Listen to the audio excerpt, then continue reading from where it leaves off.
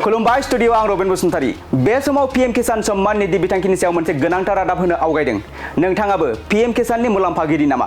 अब्ला बे रादाबा थारैनो नोंथांनि थाखाय। गाहाय मन्त्रि किसान सम्मान निधि योजना एबा पीएम किसाननि सिङाव थानाय फिसा आरो आबादारिफोरनो राङारि हेफाजाब होनाय जायो। बे बिथांखिनि सिङाव आबादारिफोरा बोसोराव गासै 6,000 रांनि राङारि हेफाजाब मोननो हायो, जायखौ थोंजोङै बिसोरनि बेंक एकाउन्टआव मोनथाम किस्तियाव दैथायहरनाय जायो। बे रांखौ आबादारिफोरनि एकाउन्टआव मोनफ्रोमबो 4 दाननि उनाव 2,000 रांनि मोनथाम किस्तियाव दैथायहरनाय जायो। बे रांखौ डीबीटी एबा डाइरेक्ट बेनिफिट ट्रान्सफारनि गेजेरजों दैथायहरनाय जायो।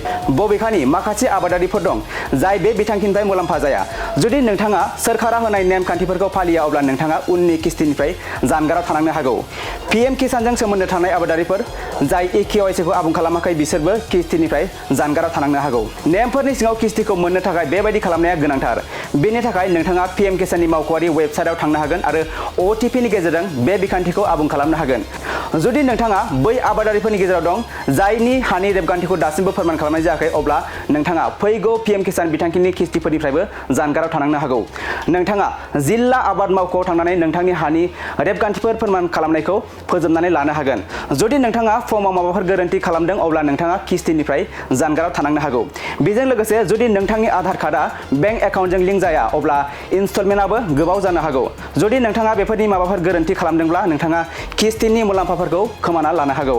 खुलुमबाय स्टुडियो आं रबिन बसुमतारी। बे समाव पीएम किसान सम्मान निधि बिथांखिनि सायाव मोनसे गोनांथार रादाब होनो आवगायदों। नोंथाङाबो पीएम किसाननि मुलाम्फागिरि नामा? अब्ला बे रादाबा थारैनो नोंथांनि थाखाय। गाहाय मन्त्रि किसान सम्मान निधि योजना एबा पीएम किसाननि सिङाव थानाय फिसा आरो आबादारिफोरनो राङारि हेफाजाब होनाय जायो। बे बिथांखिनि सिङाव आबादारिफोरा बोसोराव गासै 6,000 रांनि राङारि हेफाजाब मोननो हायो, जायखौ थोंजोङै बिसोरनि बेंक एकाउन्टआव मोनथाम किस्तियाव दैथायहरनाय जायो। बे रांखौ आबादारिफोरनि एकाउन्टआव मोनफ्रोमबो 4 दाननि उनाव 2,000 रांनि मोनथाम किस्तियाव दैथायहरनाय जायो। बे रांखौ डीबीटी एबा डाइरेक्ट बेनिफिट ट्रान्सफारनि गेजेरजों दैथायहरनाय जायो। बबेखानि माखासे आबादारिफोर दं जाय बे बिथांखिनिफ्राय मुलाम्फा जाया। जुदि नोंथाङा सोरखारा होनाय नेमखान्थिफोरखौ फालिया, अब्ला नोंथाङा उननि किस्तिनिफ्राय जानगाराव थानांनो हागौ। पीएम किसानजों सोमोन्दो थानाय आबादारिफोर जाय केवाईसीखौ आबुं खालामाखै बिसोरबो किस्तिनिफ्राय जानगाराव थानांनो हागौ। नेमफोरनि सिङाव किस्तिखौ मोननो थाखाय बेबायदि खालामनाया गोनांथार। बेनि थाखाय नोंथाङा पीएम किसाननि मावख'आरि वेबसाइटआव थांनो हागोन आरो OTPनि गेजेरजों बे बिखान्थिखौ आबुं खालामनो हागोन। जुदि नोंथाङा बै आबादारिफोरनि गेजेराव दं जायनि हानि रेबगान्थिखौ दासिमबो फोरमान खालामनाय जायाखै, अब्ला नोंथाङा फैगौ पीएम किसान बिथांखिनि किस्तिफोरनिफ्रायबो जानगाराव थानांनो हागौ। नोंथाङा जिल्ला आबाद मावख'आव थांनानै नोंथांनि हानि रेबगान्थिफोर फोरमान खालामनायखौ फोजोबनानै लानो हागोन। जुदि नोंथाङा फर्मआव माबाफोर गोरोन्थि खालामदों, अब्ला नोंथाङा किस्तिनिफ्राय जानगाराव थानांनो हागौ। बेजों लोगोसे जुदि नोंथांनि आधार कार्डआ बेंक एकाउन्टजों लिंक जाया, अब्ला इनस्टलमेन्टआबो गोबाव जानो हागौ।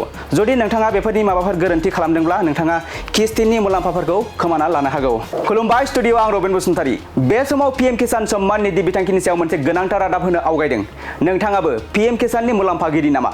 अब्ला बे रादाबा थारैनो नोंथांनि थाखाय। गाहाय मन्त्रि किसान सम्मान निधि योजना एबा पीएम किसाननि सिङाव थानाय फिसा आरो आबादारिफोरनो राङारि हेफाजाब होनाय जायो।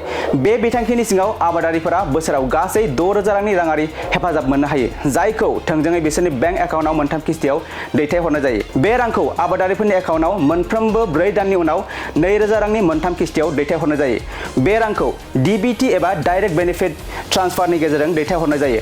बबेखानि माखासे आबादारिफोर दं जाय बे बिथांखिनिफ्राय मुलाम्फा जाया।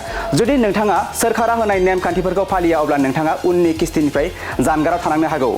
पीएम किसानजों सोमोन्दो थानाय आबादारिफोर जाय केवाईसीखौ आबुं खालामाखै बिसोरबो किस्तिनिफ्राय जानगाराव थानांनो हागौ। नेमफोरनि सिङाव किस्तिखौ मोननो थाखाय बेबायदि खालामनाया गोनांथार। बेनि थाखाय नोंथाङा पीएम किसाननि मावख'आरि वेबसाइटआव थांनो हागोन आरो OTPनि गेजेरजों बे बिखान्थिखौ आबुं खालामनो हागोन। जुदि नोंथाङा बै आबादारिफोरनि गेजेराव दं जायनि हानि रेबगान्थिखौ दासिमबो फोरमान खालामनाय जायाखै, अब्ला नोंथाङा फैगौ पीएम किसान बिथांखिनि किस्तिफोरनिफ्रायबो जानगाराव थानांनो हागौ। नोंथाङा जिल्ला आबाद मावख'आव थांनानै नोंथांनि हानि रेबगान्थिफोर फोरमान खालामनायखौ फोजोबनानै लानो हागोन। जुदि नोंथाङा फर्मआव माबाफोर गोरोन्थि खालामदों, अब्ला नोंथाङा किस्तिनिफ्राय जानगाराव थानांनो हागौ।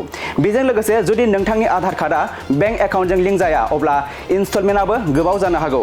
जुदि नोंथाङा बेफोरनि माबाफोर गोरोन्थि खालामदोंब्ला नोंथाङा किस्तिनि मुलाम्फाफोरखौ खोमाना लानो हागौ।